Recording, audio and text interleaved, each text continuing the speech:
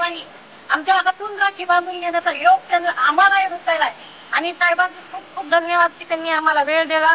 त्या आम्ही सगळ्याच्या लाडक्या बहिणी आहेत, त्यांना लाडक्यात राहू द्या एवढीच आमची मुख्यमंत्री साहेबांना विनंती आहे.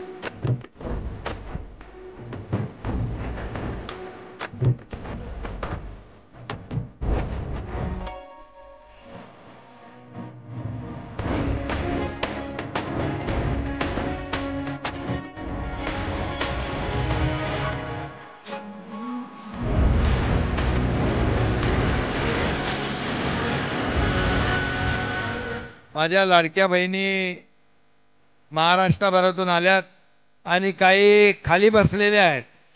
खाली बसल्यात, मी पण इथं खाली बसतो.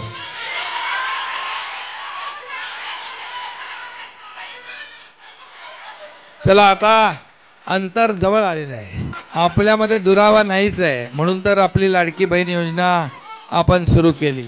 मी सर्वप्रथम रक्षाबंधन राखी पौर्णिमेच्या माझ्या लाडक्या बहिणींना खूप खूप शुभेच्छा देतो. आपल्या सगळ्यांना राखी पौर्णिमेच्या खूप खूप शुभेच्छा. तुमचं पुढचं आयुष्य देखील अतिशय सुखावं आणि यशस्वी हो अशा मनापासून शुभेच्छा. माझ्या ज्या काही लाडक्या बहिणी आहेत या राज्याच्या विकासासाठी काम करतायत. म्हणजे आता तुम्ही उमेदचे लोक आहेत सगळे लोक, बरोबर, खूप मोठ्या प्रमाणावर बचत गट तयार करण्याचं काम तुम्ही करता.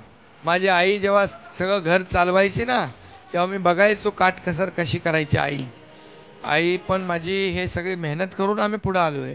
त्यामुळे मी तेव्हाच ठरवलं होतं, जेव्हा मी काहीतरी होईन, माझ्या हातात काहीतरी अधिकार येतील, तेव्हा माझ्या बहिणींना मी आधार देण्याचा पूर्ण काम करेन आणि तो दिवस आता आलेला आहे.